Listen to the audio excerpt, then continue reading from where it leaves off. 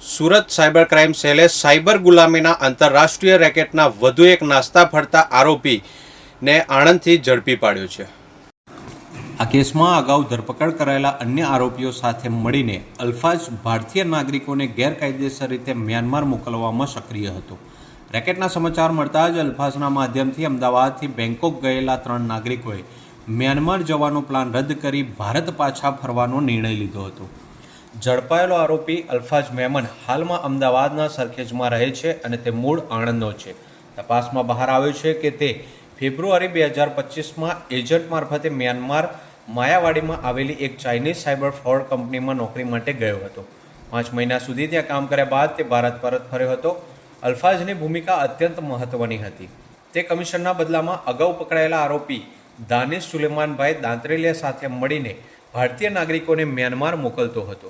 તેણે 2 ભારતીય નાગરિકોને ગેરકાયદેસર રીતે મ્યાનમાર પણ મોકલ્યા હતા.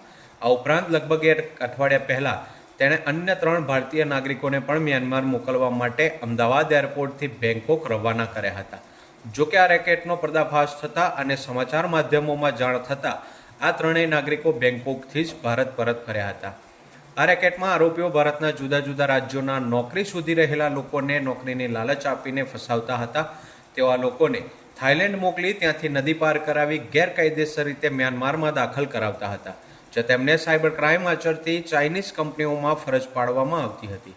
આ મામલાની તપાસ દરમિયાન સુરત સાયબર સેલે આ રેકેટના મુખ્ય આરોપીઓ નિપેન્દર ઉર્ફે નીરવ લવકુશ ચૌધરી, પ્રીત રસિકભાઈ કમાણી, આશીષભાઈ રમણભાઈ રાણા, અકીબ હુસેન, આશિક હુસેન સૈયદ, શશાંક યોગેન્દ્ર સક્સેના અને દાનિશ સુલેમાનભાઈ દાંતરોલિયાની ધરપકડ કરી હતી. હવે આ જ કડીમાં અલ્ફાઝ મેમનની ધરપકડથી આંતરરાષ્ટ્રીય રેકેટના વધુ રહસ્યો બહાર આવશે તેવી શક્યતા છે.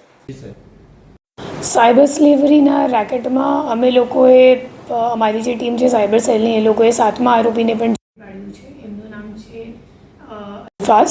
અલ્ફાઝ મેમન.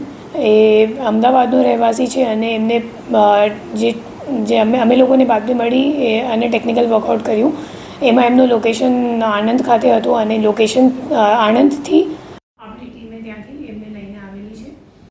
એ એકચ્યુઅલી દાનિશને ઉપર જે આપણે છેલ્લા આરોપીને ગિરફ્તાર કરી હતી, તો દાનિશના જે ઉપરનો એજન્ટ હતો એનું નામ છે અલ્ફાઝ.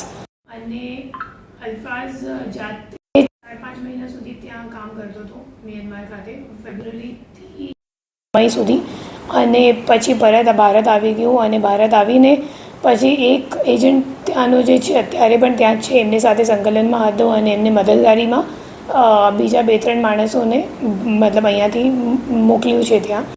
અને એના સિવાય 2-3 દિવસ પહેલાં પણ ત્યાં મોકલવાનો પ્રયત્ન કરી, પણ જે કેસ ચાલી રહ્યું છે એ પ્રમાણે એ જે 3 માણસો છે એમને કંઈક એ લોકો જ્યાં બેંકોકમાં લેન્ડ થઈ ગયા હતા, પછી 2 દિવસ પહેલાં સુરતથી એ લોકોને કોઈ જે સગા સંબંધી હોય એ લોકોએ કોલ કરી નથી અને તમે લોકો પરત આવી જાઓ. પછી એ લોકો એમની વાત સાંભળી લીધી અને એ લોકો પરત આવી ગયા. એમાંથી બે જે ભોગ બનનાર છે એ આણંદના છે અને એક સુરતનો છે. એજન્ટ તરીકે કમિશન માટે કામ કરતા હતા અને ત્યાં માણસોને મોકલવાનું જ કામ કરતા હતા.